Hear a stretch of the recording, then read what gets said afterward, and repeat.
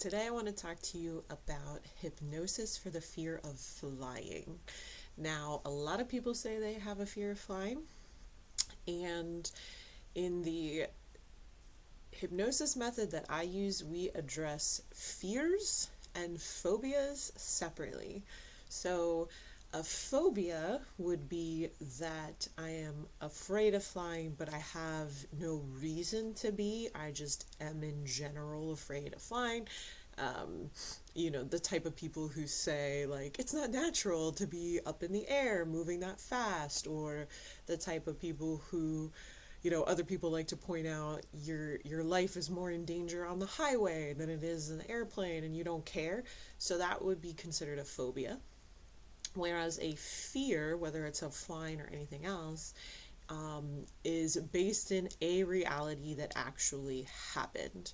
So, for example, if you were in a flight that was very scary, or fears and phobias come into play in other situations too, driving. So if you were in a bad car accident and now you're afraid to drive, that would be considered a fear, as opposed to I'm just afraid to drive theoretically. That would be considered a phobia. So I'm sure you can think of lots of fears and phobias, heights, spiders, all sorts of things that you can apply this to. And the difference comes into how we handle it in my office in the hypnotic state. So that's the first question I'm always going to ask anyone who comes with a fear of anything, is for a little more information about that so I can determine which way we want to address it. Hypnosis is very effective for dealing with fears or phobias, because we're able to kind of remove the conscious mind and get into that subconscious, so into those beliefs that we have, whether we have evidence, right? I call it evidence, when we are like, here's the proof. Here's the proof, here's the thing that happened, or here's the thing that happened to somebody else, or here's what I heard.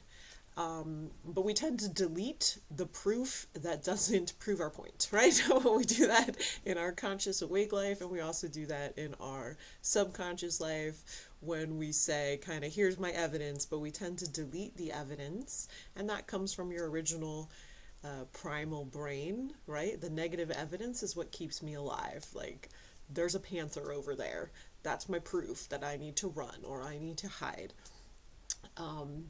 We tend to ignore the more positive evidence. So when we can kind of get the conscious mind out of the way, we get into a more relaxed state, we're able to create safe scenarios for dealing with that fear, that anxiety, in a way that the mind is more able to process some of those feelings and desensitize to those, so that we can kind of have a dress rehearsal for the situation. This is also great for like fear of public speaking.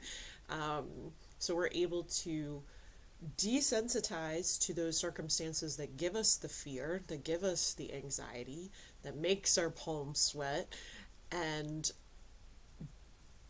first we remove that, and now we rehearse doing it with excellence. So we kind of have a mental rehearsal. We also apply this to sports hypnosis, in order to practice having the experience. When we're in the hypnotic state, we're just imagining, we know we're safe, we know we're really in the office or at home listening to a recording, we know nothing can happen. But we have that safe space to practice it, so that when we go out in the real world, the mind, which can't tell the difference between what's vividly imagined and what's real, has thought, oh, I already did this and it was great. Like, everything went perfect. So it kind of gives you that little edge, whether that's public speaking, flying on an airplane, sports. It's so applicable to many different situations. If you have questions, please let me know. If you have thoughts, please let me know. I would love to talk about it, and I would love to help.